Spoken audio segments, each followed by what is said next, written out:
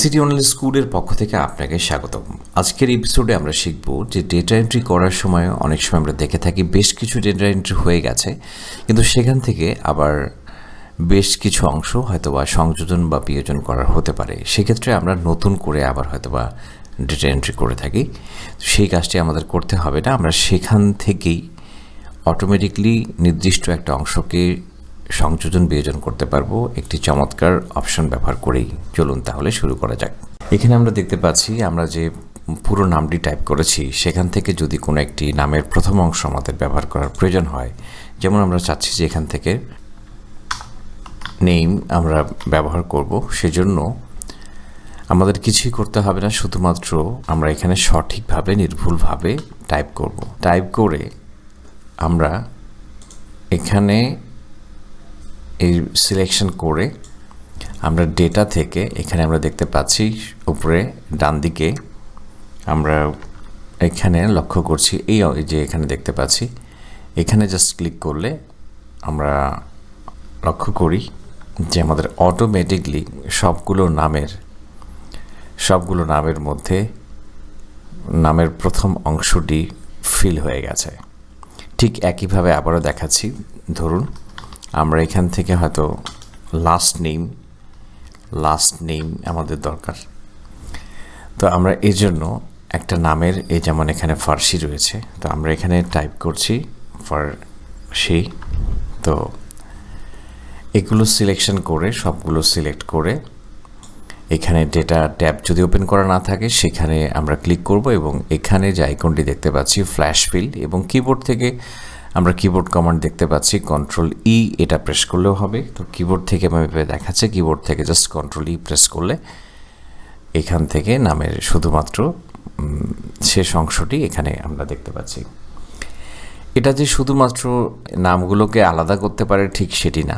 ধরুন আমাদের এই অংশটি আমরা এখন ডিলিট করে দিচ্ছি, এটিকে আমরা এই সেলটাকে ডিলিট করে দিচ্ছি। তো এখন কিন্তু আমাদের জাস্ট ফার্স্ট নেম এবং লাস্ট নেম দুটি অংশ। তা আমরা চাচ্ছি যে এইখান থেকে এই নামের প্রথম অংশটি এবং দ্বিতীয় অংশটিকে আমরা এখন নিয়ে একটি নাম তৈরি করব। তো সাপোজ আমরা এখানে লিখছি, এখানে আমরা ফুল নেম এবার তৈরি করব। ফুল নেম তৈরি করার জন্য আমরা এখানে ফুল নেম ধরুন এখানে থেকে আমরা ফুল নেম প্রথমটি দেখিয়ে দিলাম যে এটি ফুল নেম হচ্ছে সালমান ফার্সি। তো এখন ঠিক একইভাবে আমরা সিলেকশন করব। তো এই কাজটি নর্মালি আমরা এভাবেও করতে পারি যে এটাকে ফিল করলাম। তো ফিল করলে যেটা নর্মালি হয় যে সবগুলোর একটা নামই আসলে কপি হয়ে যায়। তো এই জন্য এখানে যে আইকনটি দেখা যাচ্ছে এইখানে যে আইকনটি দেখা যাচ্ছে সেই আইকনটির এখানে ক্লিক করে এখানে ফ্ল্যাশ ফিল এটা আমরা করতে পারি। সেক্ষেত্রে দেখুন যে এখান থেকে দুটো নামকে সে জয়েন করে ফেলেছে, অর্থাৎ এটা যে শুধুমাত্র এখান থেকে কোনো অংশ বাদ দেওয়া যাবে এমনটি না, এখান থেকে আমরা দুটো বিভিন্ন অংশকে বিভিন্ন সেল থেকে এটাকে আমরা চয়নও করতে পারবো। একইভাবে হয়তো দেখা যাচ্ছে যে কোনো একটা নাম আমরা শুধু এখান থেকে কোনো সেল থেকে যে কোনো দুটি সেল থেকে বা একাধিক সেল থেকে কোনো ডেটাই শুধু সংযোজন করতে পারবো এরকমটি না।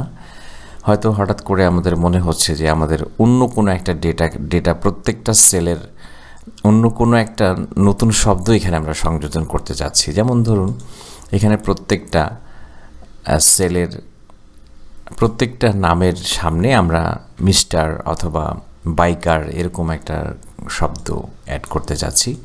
তো সেক্ষেত্রে আমরা যেটি করতে পারি, বাইকার সালমান ফার্সি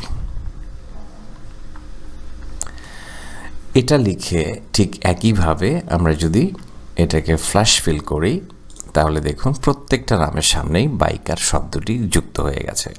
অর্থাৎ নতুন কোনো একটা শব্দ আমরা এখানে সংযোজন করতে পারবো প্রত্যেকটা নামের সামনে। তাহলে অটোমেটিকলি মনে হচ্ছে যে একটা আর্টিফিশিয়াল ইন্টেলিজেন্সের মতোই, কৃত্রিম বুদ্ধিমত্তা নিয়ে যে এআই নিয়ে বর্তমানে যে কথা হচ্ছে সেটার মতোই এখানে অটোমেটিকলি কাজগুলো হয়ে যাচ্ছে। এখানে কোনো কিছুই বলে দিতে হচ্ছে না, অটোমেটিকলি সে নিজে থেকে বুঝে নিচ্ছে। ঠিক একইভাবে যদি আমরা এখানে প্রত্যেকটা কোনো একটা নামের সাথে এখানে আমরা চাচ্ছি যে এরকম একটা জিমেল অ্যাকাউন্ট ক্রিয়েট হবে, তো ধরুন আমরা এখানে জাস্ট এখানে ফার্সি, এখানে আমরা চাচ্ছি যে নামের শেষ অংশটি নিয়ে আমরা হচ্ছে একটা জিমেল অ্যাকাউন্ট ক্রিয়েট করতে চাচ্ছি। এরকম করে প্রত্যেকটা নামের দুটি অংশ হতে পারে, এরকম করে জাস্ট এখানে কোনো কিছু একটা জিমেল অ্যাকাউন্ট ক্রিয়েট করব, বা অন্য কোনো আমাদের কোনো একটা কারো ডোমেইন থাকতে পারে, সেই তার ডোমেইন দিয়ে কোনো একটা মেল অ্যাকাউন্ট ক্রিয়েট করবে, সাপোজ ICTonlineschool.com। তো এরকম করে দেখুন ঠিক একইভাবে প্রত্যেকটা এরকম করে একটা জিমেল অ্যাকাউন্ট ক্রিয়েট হয়ে গেল। প্রত্যেকটা নামের শেষ অংশ দিয়ে একটা করে ইমেল অ্যাকাউন্ট ক্রিয়েট হয়ে গেল। এরকম করে আমরা করতে পারি। আবার হতে পারে এরকম যে এই যে দুটো নামের এই প্রথম বর্ণ দিয়েও কিন্তু আসলে আমরা একটা কোডের মতো তৈরি করতে পারবো। যেমন ধরুন এখানে রয়েছে এস, এই নামের শেষে রয়েছে এফ, তো এখন SF, তো এখন এরকম করেও আমরা এখানে লিখে এই দুটো নামের মধ্যে আমরা এখন এই যে ফ্ল্যাশ ফিল করতে পারছি। তার মানে এখানে কানিজ ফাতেমার KF, এখানে IZUH, এখানে নামের প্রথম বর্ণ ব্যবহার করা হয়েছে। তো এরকম করে আসলে অনেকভাবে আমরা এই ফ্ল্যাশ ফিলটি ব্যবহার করে খুবই চমৎকারভাবে আমরা ডেটা থেকে কোনো কিছু সংযোজন বিয়োজন করতে পারি। তো আশা করছি যে টিউটোরিয়ালটি আপনাদের ভালো লেগেছে। যদি টিউটোরিয়ালটি ভালো লেগে থাকে তাহলে অবশ্যই লাইক এবং কমেন্ট করে উৎসাহিত করবেন। পরবর্তী ভিডিও দেখার আমন্ত্রণ জানিয়ে পর্ব এখানে শেষ করছি। খুব ভালো থাকবেন।